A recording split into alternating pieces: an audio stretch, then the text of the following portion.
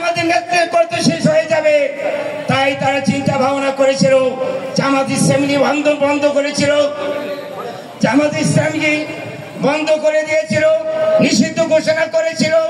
শুধু তাই নয়, তারা মনে করেছিল জামাত ইসলামী যে প্রতিষ্ঠান করেছিল ইসলামী ব্যাংক হাসপাতাল, এই সমস্ত জায়গাতে মনে করেছিল অর্থ এসে বন্ধ করতে পারেনি, জামাত ইসলামী অর্থ তারা কমে দিতে পারেনি।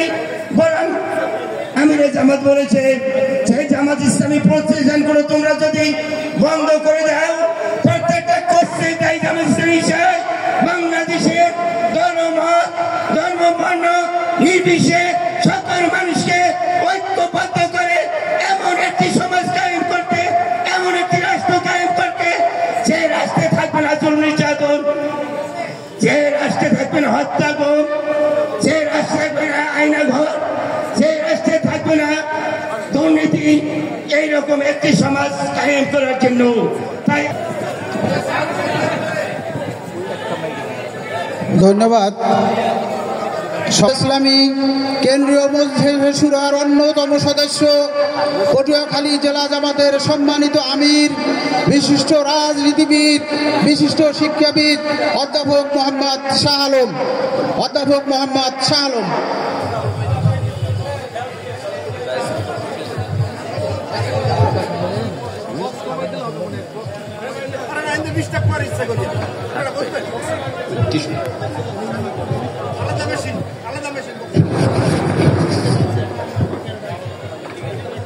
আসসালামু আলাইকুম ওয়া রাহমাতুল্লাহি ওয়া বারাকাতুহু।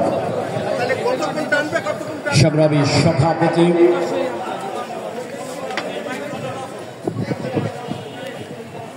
কুয়াকাটা পৌরসভা সংগঠনের সম্মানিত আমির, বিশিষ্ট আলেম দ্বীন, বিশিষ্ট